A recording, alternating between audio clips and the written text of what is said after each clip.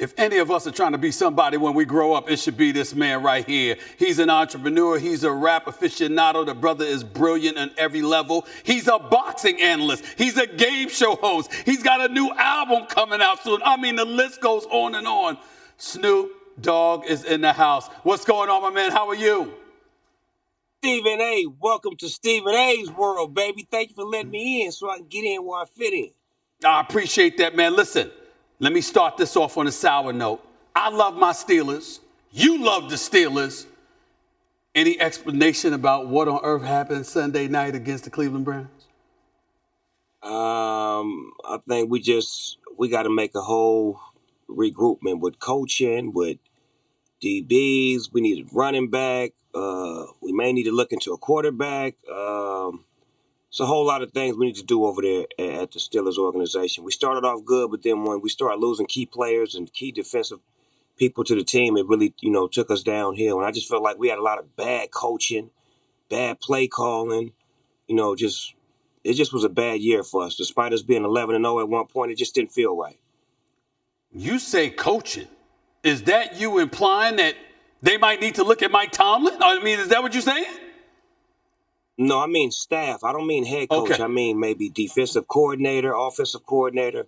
Because, the days of Dick LeBeau and Joey Porter and, Bruce Arians and, people like that on the offensive side calling great plays for us. It just feels like we're not calling plays like the NFL. Like, we're behind. It's a new era now. You got to be mobile at quarterback. You got to move the ball up the field. You got to be, trickery with your play calling. We doing the same basic plays, like quick outs and quick this, and I just don't get it. Big Ben Roethlisberger, a lot of noise about this should be it for him. He's going to count about $41 million against the cap next year, et cetera, et cetera. They wondering about him right now. Clearly, he's not mobile, can't shrug off defenders the way he used to. Do you think it's time for Big Ben to retire, or do you still want to hold on to him for at least another season? I think that decision is up to Ben. I mean, we love everything he's done for the organization from the moment he came in to where he at now. He's always played with heart. He's always played to win, and if it's up to Ben, he's our quarterback, and we could take it as we get it. If he decides to come back and he feels like he wants to play in a team, brings him back, kudos. If he decides to retire, we appreciate you for your services. It's all about what he wants to do, and I'm on point with that because I'm a diehard Steeler, and I feel like he gave his all while he was on top of his game, and now that he's not on top of the game. If he wants to go out like a champ, I think retirement makes the best sense. But if not, if he wants to come back and try to win it, I'm with that as well. Let me switch to transition to another sport because I know you are a man of many talents, Snoop Dogg. We all know this, but we recently saw you giving boxing analysis. You were commentating on a boxing match when Roy Jones Jr. fought Iron Mike Tyson. Obviously, we saw Nate Robinson suffer a loss that obviously a lot of people have been talking about. You stole the show, even though Sugar Ray Leonard and Israel Adesanya for the UFC were doing color commentary. You stole the show. I mean, is that in your future, Snoop Dogg? You want to be a boxing analyst now?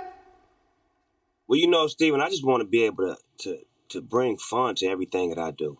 And that's what I've, been labeled as lately, as the life of the party or the fun guy. So, being an analyst in boxing, I really understand boxing. I know the dynamics of it and the structure of it and what it's supposed to look like and what it's supposed to sound like. So every opportunity that I get, Stephen A., I make the most of it and I make sure I have fun while I'm doing it. Knowing you the way that I do, you've always had a bigger vision per se. You've never been one to want to be pigeonholed and marginalized in any way. Can you enlighten our audience about what your vision has always been about you and how it's really developed over the years into what you've become today? Well, the vision that I see myself being in as a fun guy, a teacher, a mentor, a father, a husband, a grandfather, a friend. But all of these titles have been grown into. I had to grow into these titles because I wasn't none of that in the beginning. I was just a young, courageous rapper who was, happy to be in the rap game. And then once I learned how to master me and how to learn myself and how to love myself and how to give more love, and how to erase the hate by putting love in the air, that helped me become a better person, better father, better human being, better leader, better football coach, just a better person in general.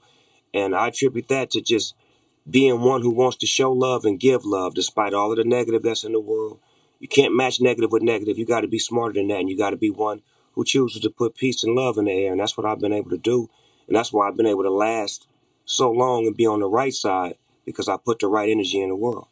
I'll ask you about the advice that you would try to impart upon the world at this particular moment in time, only from this perspective. On so many occasions when we're talking about sports, when you and I rap about sports, you ain't just talking about the stuff that happens on the court of play or on the field of play. You might point out how guys need to know how to maneuver themselves through the terrain of this world, the corporate America world, the sports world that obviously involves corporate America. Some of the pitfalls that you see guys suffering through and suffering from, you want to impart words upon wisdom of them throughout all of these times we've talked about these things. As you look at the sports landscape today, particularly in the aftermath of social justice issues and things of that nature having gone on over the last few months, what kind of words of wisdom would you like to give to the younger generation of cats out there who are still out there performing, playing, and trying to make more of themselves than they already are?